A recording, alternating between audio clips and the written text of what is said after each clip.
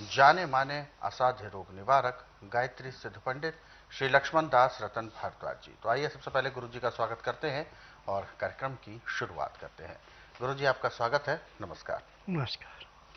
ये कार्यक्रम दर्शकों आप सभी के लिए है और हम चाहते हैं कि आप इस कार्यक्रम का हिस्सा बने। यदि आपके साथ किसी भी तरह का कोई रोग है, कोई शारीरिक कष्ट है, आप इस कार्यक्रम में सीधे जुड़ सकते हैं। अपना कॉल हमें कर सकते हैं या आप हमें व्हाट्सएप के जरिए भी अपना संदेश भेज सकते हैं। कार्यक्रम को आगे बढ़ाएं उससे पहले हम आपको याद भी दिलाते हैं कि जब भी आप इस कार्यक्रम को देखने बैठें, कॉपी और पेन भी साथ में लेकर बैठें, ताकि जो नुस्खे, जो उपचार आपको बताए जाएं, उनको आप लिख जरूर लें। तो आगे बढ़ते हैं और शुरू करते हैं आज के एक मुख्य विषय पर चर्चा। गुरु जी, आज के इस अंक में हम बात करने जा रहे हैं एक ऐसे रोग के बारे में जिसमें व्यक्ति अचेत हो जाता है, मूर्छा आ जाती है, या यूं कहें फिट्स पड़ते हैं, दौरे। इसको टेक्निकली हिस्टीरिया की भी समस्या कही जाती है। फिट्स पड़ना, दौरे आना, अपने आप का जो चेतना है वो खो देना और मूर्छा आ जाना या शरीर का छटपटाना, ये किस तरीके का खतरनाक रोग है? क्या इसके लक्षण हैं? कैसे ये शुरू होता है? ये रोग दो किस्म का है। अच्छा। एक मिर्गी का है, एक चेहरे का है। मिर्गी के रोग में रोगी को मुंह से झाग आती है। अच्छा। और चेहरे के रोग में झाग नहीं आती। तड़फने के लक्षण दोनों के एक जैसे। छटपटाते एक ही तरीके से। हाँ। अब इसका उपचार आज पूरे संसार के अंदर किसी संस्था के पास पूरा नहीं है, परंतु मेरा एकमात्र आश्रम ऐसा है कि इसमें हर एक रोग को जड़ से काटा जाता है, किसी रोग को दबाया नहीं जाता। और दवाइयाँ भी यहाँ पे किसी को महीना, किसी को 1.5, किसी को 2 महीने, इससे फालतू दवाई नहीं चलती। अब ये रोग जो है चेहरे का, रात को सोए सोए ज़्यादा पड़ता है, दिन में कम पड़ता है। मिर्गी का रोग है, जहाँ पे ज़्यादा उजाला है वहाँ भी पड़ जाता है। अग्नि के पास, ऊंची जगह पे, भीड़ में, पानी के किनारे चमक लगी, दौरा पड़ गया। अब इसके पास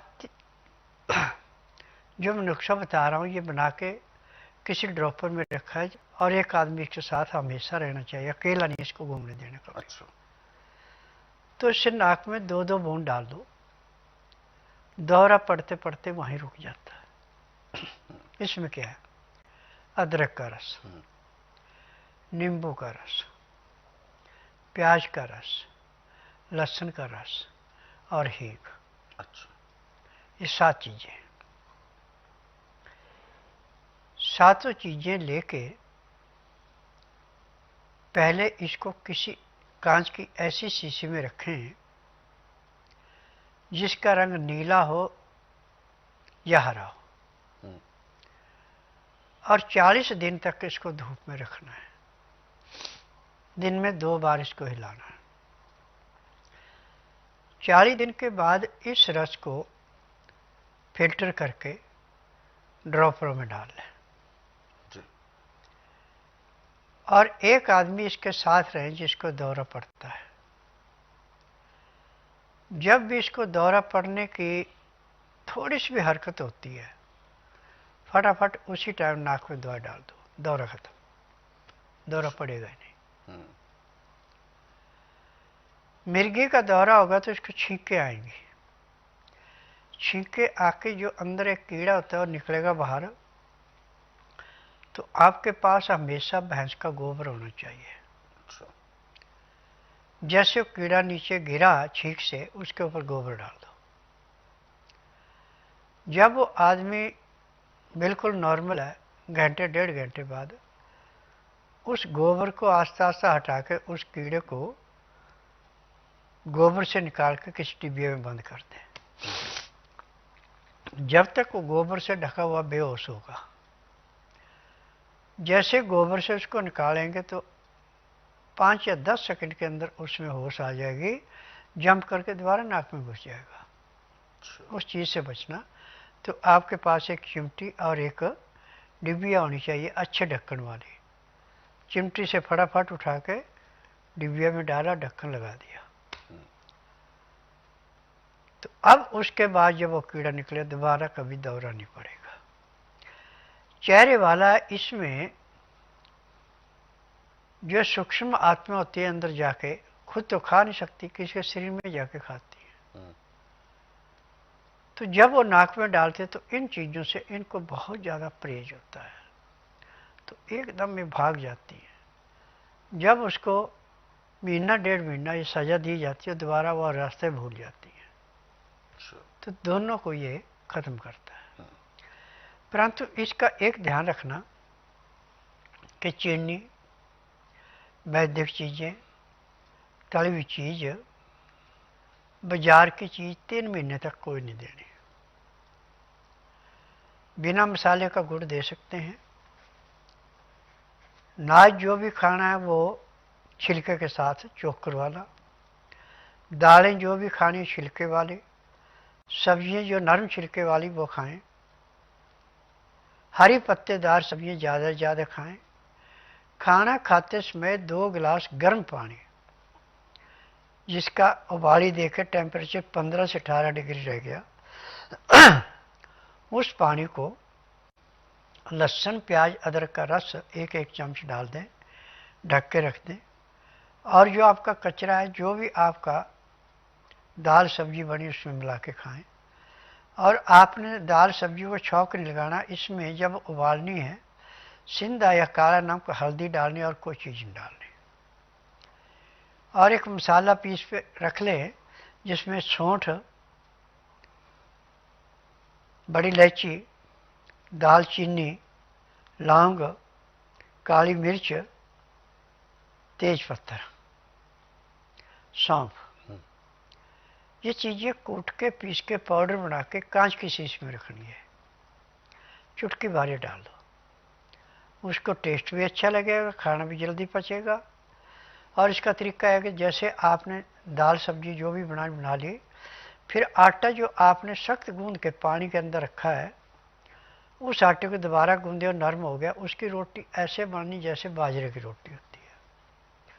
जब रोटी अच्छी तरह सिक गई तो उसको थाली में डाल के दाल सब्जी जो भी है उसको डाल दें और 10 मिनट के लिए उसको विश्राम करने दें। और इसमें चुटकी भर जो आपने मसाला बना रखा है डाल दें।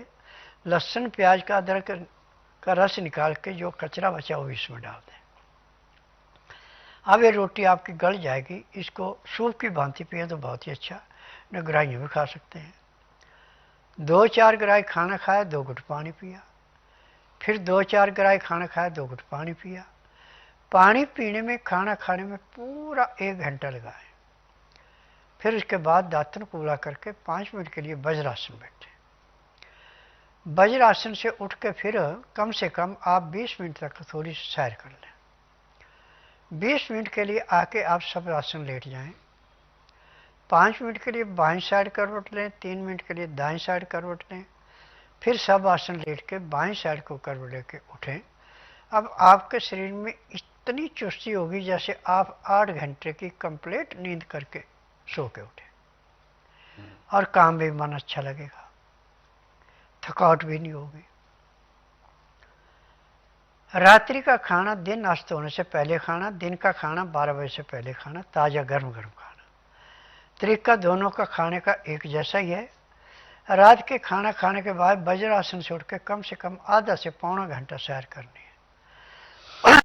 फिर घंटा 1.5 घंटा आपने आराम करना। उसमें चाहे परिवार से बातचीत करें, चाहे रिश्तेदारी में करें, चाहे पड़ोस में करें, या धार्मिक सीरियल देखें, धार्मिक किताबें पढ़ें, वो आपकी इच्छा है। रात ठीक 9 से 10 के अंदर सो जाना। सुबह 4 बजे आपके पेट में ऐसे अलार्म लगेगा जैसे घड़ी में लगता है, एकदम उठ गए तो ठीक है। यदि आलस किया तो कपड़े भी खराब। एकदम जाते पेट ऐसे साफ होगा जैसे सिर से बोझा फेंकते हैं। और उसके बाद दांतन कूला करके आधा घंटा कपाल भाती, 15 मिनट भस्त्रिका, 8-10 बार अग्निसार, 15-20 बार विजयी, 25-30 बार ब्राह्मणी, 5 मिनट कुंभ, 1 घंटा लोन ब्रोन करना अति आवश्यक है। तब आपको पूर्ण लाभ होगा और जो भी शरीर की कमियां तो दूर होंगी।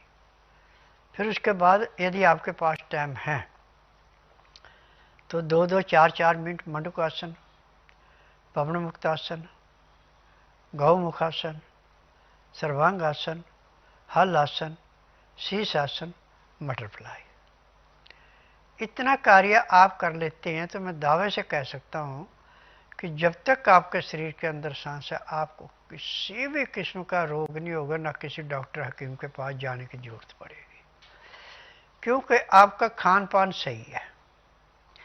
बीमारी पैदा होती है हमें ठंडे पानी से, फ्रिज की रखी हुई चीज़ों से, मैदे के खाने से, चीनी से, बासी खाने से, बेटम में खाने से। जब आपके खाने का टाइम बंद गया, आपकी पाचन शक्ति पूरा काम कर रही है, पैंक्री इंसुलिन बना रही है, पित्ते में तेजाब फालतू नहीं है, गुर्दा खाए पी को फिल्टर करके शुद्ध खून तिल्ली को देकर दिल को मिल रहा, दिल को ऑक्सीजन मिल रहा है, रोग कहाँ से आएगा? जब आपका लीवर काम नहीं करेगा तो आपकी पैंक्री इंसुलिन नहीं बनाएगी।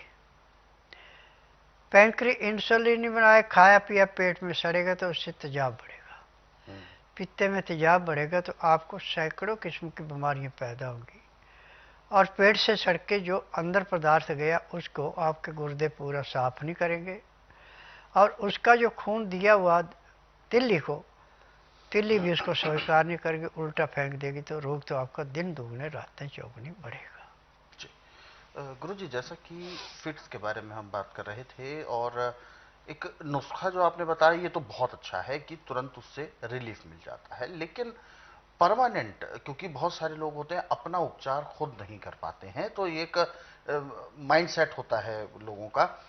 ऐसे में ये रोग कितने दिन में ठीक हो सकता है अगर प्रॉपर औषधि उपचार लिया जा सके? देखो, जो मैंने दवाई बनाई है इससे 2 महीने में रोग चाहे कितना पुराने से पुराना समाप्त हो जाता है। 2 महीने से ज्यादा टाइम नहीं लगता। तो इसमें नियम, परहेज या खान हाँ, पान, वो सारा कुछ ठीक है। मतलब उसमें क्या क्या चीजें ऐसी होती हैं जो एक आम व्यक्ति कर सकता है? देखिए, एसी में नहीं सोना। अच्छा। पंखा, एग्जॉस्ट फैन लगा लो, छत का पंखा नहीं लगाना। पानी हमेशा 15 से 18 डिग्री के अंदर का पीना, ठंडा पानी नहीं पीना। मैदे की चीजें, तली हुई चीजों से दूर रहना। खुश खाना जितना आप ज्यादा से ज्यादा खाएंगे उतने ही सुखी रहेंगे। अब खाने में जो जो चीजें मैंने आपको बताई अभी, इनका प्रयोग कर लें तो ना तो जिंदगी में कोई रोग होगा, ना ही किसी डॉक्टर हकीम की जरूरत पड़ेगी।